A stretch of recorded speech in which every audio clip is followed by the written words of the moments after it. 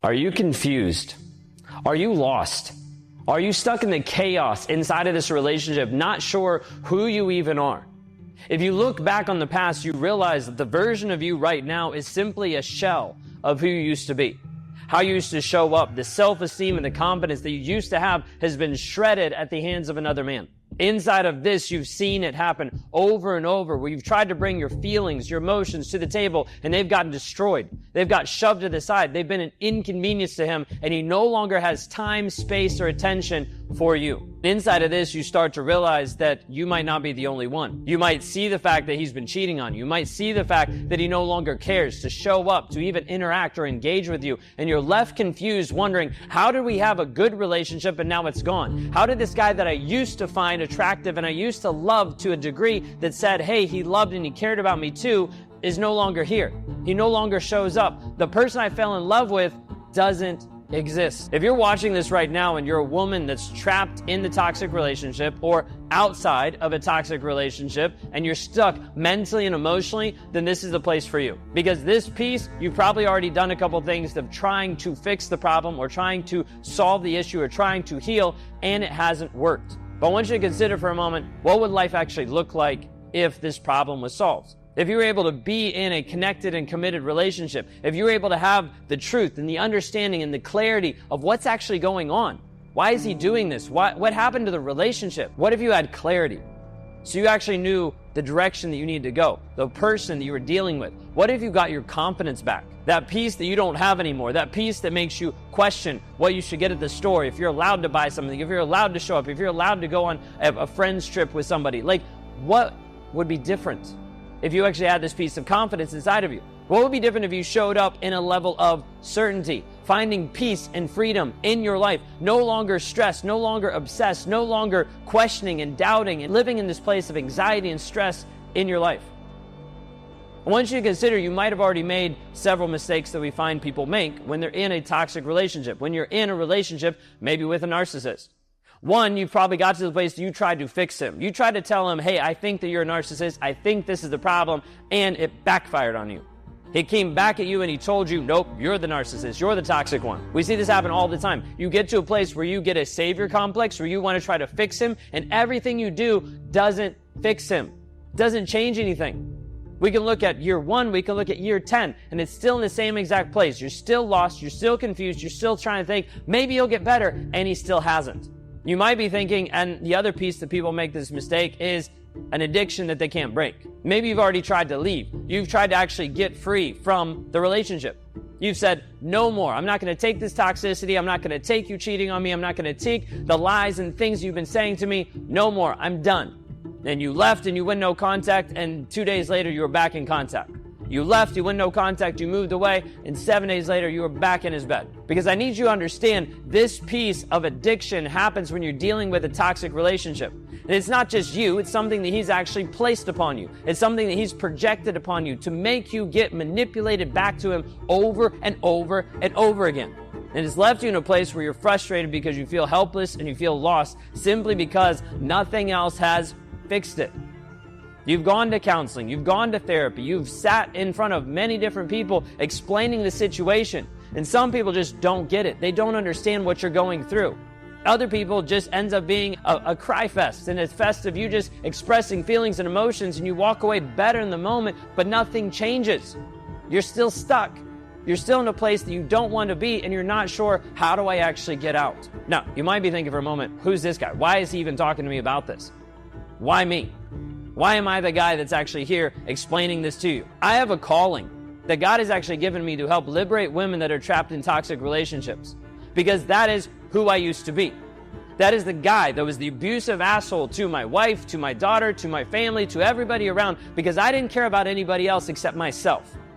And so as a result, there's been this opportunity opening up for me to be able to show people from my perspective the things that I did, the things that happened, and the mindset of the toxic guy in your life, so you can actually find clarity and be free. So I've been given this calling by God to actually liberate people stuck in toxic relationship, women trapped inside of a narcissistic, abusive relationship.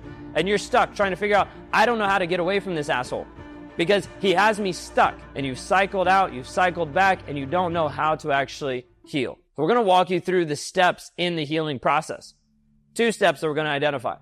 One is the healing journey, because healing is not a destination. It's not a place where you're going to arrive at, that you're going to get to and say, this is the most amazing thing ever. I have arrived. You're not going to have that. You're going to have this constant journey of growing, developing. Doesn't mean you're going to be stuck forever. It just means healing is a journey. It is a process. We break it down into two steps, first off. We have to help you actually eradicate the triggers. The things that he's doing on a day-to-day basis that's spiraling you out, that's making you react, that's giving you this stress, this anxiety, that's spiraling you in a place that you don't know how to respond, and you have this anxiety the rest of the day that's putting you into depression, putting you into fear, putting you into doubt, and you have no self-esteem because of it. So we have to work on the triggers that are happening in your life right here, right now. We also have to break the trauma bond. If we don't break the trauma bond, it's like you breaking your leg and then deciding, I don't need to go to the doctor. It's not that big of a deal. And you just walk on that leg. Over a period of time, it will eventually heal. But the problem is it won't heal correctly and it won't heal fully. And whenever this happens, you will continue to walk through life with a limp, thinking, well, I can't get any better. Well, it's not moving any better because it didn't actually get fixed to start off with. So we need to go back and help you fix and break the trauma bond and set it correctly. Just like the leg that needs to actually have the bone reset. We have to do that first so it can heal properly. Then we'll see about building muscle so it can be load-bearing. Inside of this is the healing journey. You have the triggers and the trauma bond, working you through this process step by step in a systematic way to help you find freedom. Then we move into the growth mindset. This is where you're building muscle back onto that leg that was broken. The growth mindset comes into where we're dealing with boundaries first and foremost. Because in the healing process, you're vulnerable. You're open to attacks. And oftentimes, as you rise up in your power, he's going to attack you more and more and more consistently during this process. So you're going to have to establish healthy boundaries. Not for him, not for other people, but for you. So you actually stay on the path that you want to be. Boundaries are essential for the second thing in the growth mindset, which is knowing who you are. Having a direction, a purpose of this is the place that I'm actually called to go. And as a result, your boundaries come alongside and help shape the guardrails of your life, moving you in the direction that you need to go. So that when toxicity comes into your life, it bounces off of you and moves in a direction that is not the way that you want to go. Because you're moving forward for you. No longer letting anyone else run their agenda of your life. No longer letting anyone else sideswipe you off the road, off the direction of your purpose and of your calling. This is a place where you have to understand we're here to help you grow, develop, and transform. If you're not willing to show up, this will not work. If you're not willing to invest the time and energy into you, this will not work. You are called to be so much more. You're not simply on this earth to be used and abused by a toxic asshole in your life. You're called by God to actually move and expand and grow and develop into who you're called to be. But the problem is you don't even know what that is.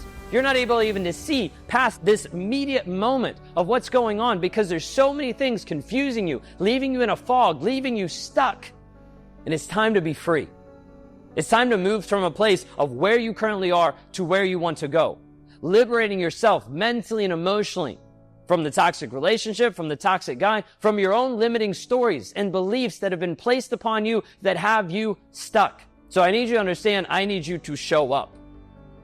Because this is a place where you have to commit to your healing, to your growth, to your development. Not to me, not to a group, not to anyone else. You have to show up because if you don't show up, this doesn't work. I can't help you grow if you're not willing to show up consistently. If you're not willing to say, I'm going to invest into me because if I don't, I know where I'm going to end up. This is the pivotal moment that once this happens, we change the trajectory of the rest of your life versus continuing back into the cycle of abuse that you've been in for such a long period of time. So I want you to move forward into this by submitting an application for the Thriver community, what I run with and what I lead and what I live on a day-to-day basis.